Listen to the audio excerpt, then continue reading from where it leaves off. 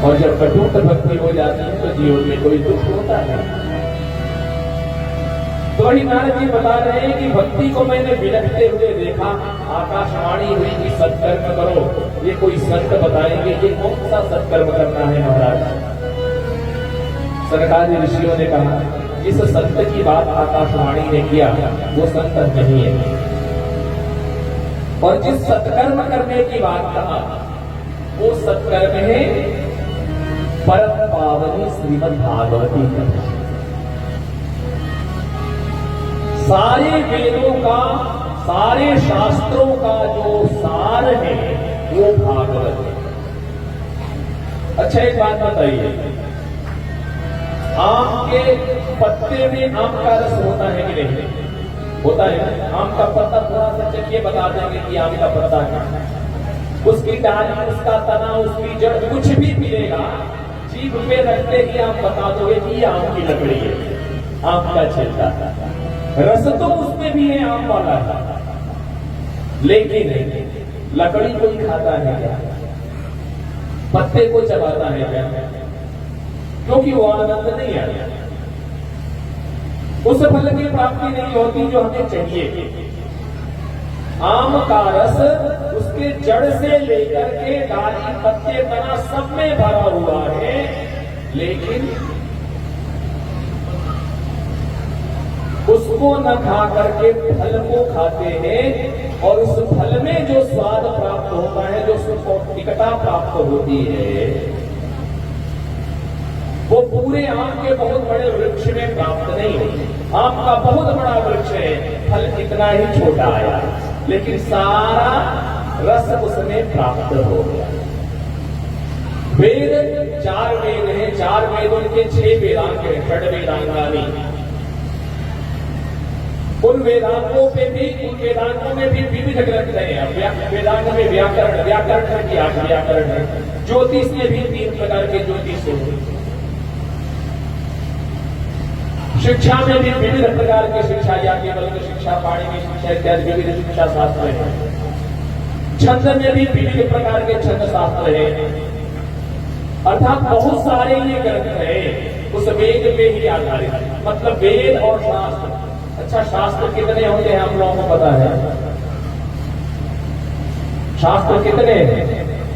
खुद आरती गवाला, आरती श्री रामायण जी की, शास्त्र कितने होते हैं? 6 शास्त्र कहते हैं, 6 शास्त्र होते हैं। अच्छा, 6 शास्त्रों के नाम क्या है? समस्या यही खड़ी हो जाती है, ये हिंदू, ये सनातन धर्मावलंबी अपने शास्त्रों का नाम तक नहीं जानता।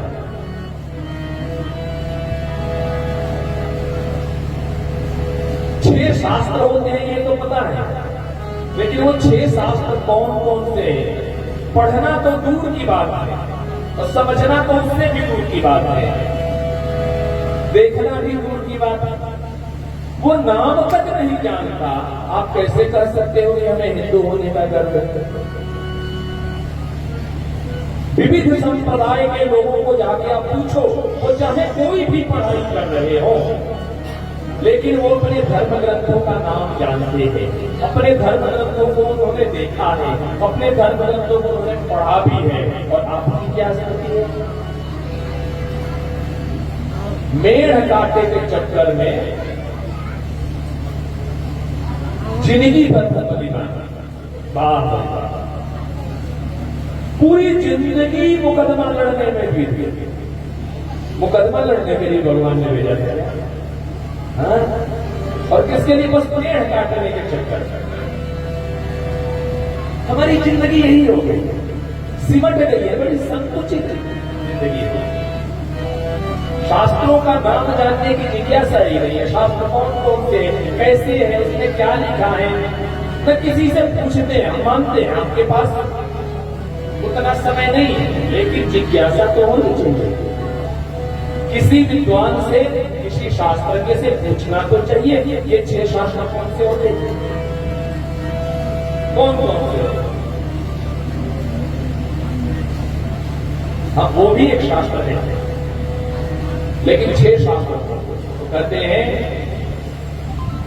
अंगानि सहिता वेदाः मीमांसा न्याय विस्तरः अथर्वशास्त्र पुराणं च विद्या एता विद्या चतुर्दश। ये जो चतुर्दश विद्या है, ये चतुर्दश विद्या स्थानानि शास्त्राणि प्रचक्षते, ये जो 14 विद्या के स्थान है इसी को शास्त्र कहते हैं। 14 विद्या का मतलब 4 वेद, 6 वेदांग, 10 हो गए, मीमांसा न्याय 12 हो गए, धर्मशास्त्र और पुराण, ये 14 विद्या के स्थान है। ये 6 शास्त्र कहे जाते हैं। 6 शास्त्र कैसे? 4 वेद मिला के एक हो गया वेद, 6 वेदांग को बोलते हैं वेदांग। तो वेद, वेदांग, मीमांसा, न्याय, धर्मशास्त्र और पुराण, ये 6 शास्त्र होते हैं। अब पुराण कितने होते हैं? 18 पुराण। मध्वयम भद्वयम चैव व्रतत्रयम व चतुष्टयम अनापलिंग पुष्कानि पुराणानि प्रचक्षते। 18 पुराण का नाम ले लिया हमने। मध्वयम, म से प्रारंभ होने वाले 2 पुराण, मत्स्य पुराण और मार्कंडेय पुराण। भद्वयम चैव, भ से 2 पुराण शुरू होते हैं, भागवत पुराण और भविष्य पुराण। व्रतत्रयम, व्रत से 3 पुराण हो गए, ब्रह्म पुराण, ब्रह्मांड पुराण, ब्रह्म वैवर्त पुराण। व चतुष्टयम, व से 4 पुराण हो गए, वायु पुराण, विष्णु पुराण, वामन पुराण और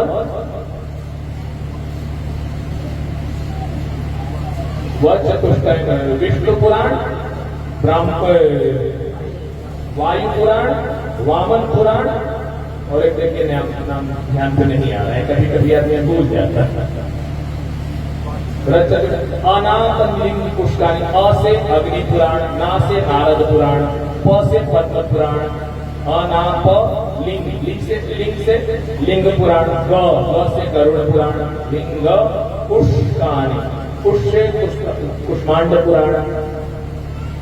यही तो 18 पुराण। एक श्लोक में 18 पुराण के नाम आ गया। अब जानना चाहते हैं इनमें जो श्रीमद् भागवत महापुराण है, ये सभी शास्त्रों का सार है, निचोड़ है, फल है। जैसे अच्छा देखिए, घी किसमें होता है? घी कहां से प्राप्त होता है? दूध से। अब घी की आवश्यकता है, घी में हम पूड़ियां तलते हैं, पूड़ी बनाना है घी में बनाते हैं। अच्छा घी खत्म हो गया तो ये कहेंगे कि दूध से ही तो घी निकलता है, तो दूध में छान लो, छाना हो पाएगा क्या? दूध में पूड़ी छानी जा सकती है क्या? दूध में घी है लेकिन उसमें पूड़ी नहीं छानी जा सकती है। उसके लिए उस नवनीत को, उस घी को निकालना पड़ेगा। वही उसको, वो उस दूध का सार है। जैसे आम के पेड़ को चबा के पेट नहीं भरा जाता है, आम के फल को खा करके पेट, वैसे ही विविध शास्त्रों के पुराणों, विविध पुराणों के ग्रंथों के इन सबका जो सार है, जो फल है, जो तत्व है, वो श्रीमद् भागवत महापुराण है। इसलिए हे नारद जी, उन्हें भागवत सुनाओ। नारद जी ने कहा महाराज सुनाएगा कौन? तो तुम तो जानते ही हो। तो मैं जानता हूं, क्योंकि सबसे पहले इस भागवत को भगवान ने ब्रह्मा जी को दिया। अपना नाम बढ़े, मैं बड़ा गायक हूं, ये दिखाने, मतलब अपने लिए आपने गाया। भगवान आप अपने लिए नाच रहे हो, मैं बड़ा डांसर हूं। और आजकल तो समस्या बड़ी विकट हो गई है महाराज, भगवान के सामने नाचने में लोगों को लज्जा आने लगी। भगवान के मंदिर में कभी कपाट बंद करके भगवान का ध्यान करते हुए, भगवान के गुणानुवाद को, भजन को गाते हुए एक बार कभी नृत्य करिए, वहां तो लज्जा, लेकिन रोड पे नाचने में लज्जा नहीं। बजा बाजा लगे नाचने। एक संत कह रहे थे, पहले गणिकाएं नाचती थी और लोग देखते थे, घर की बहुएं पूजी जाती है। अब गणिकाएं नहीं नाचती है, अब वो पूजी जाने लगी और घर की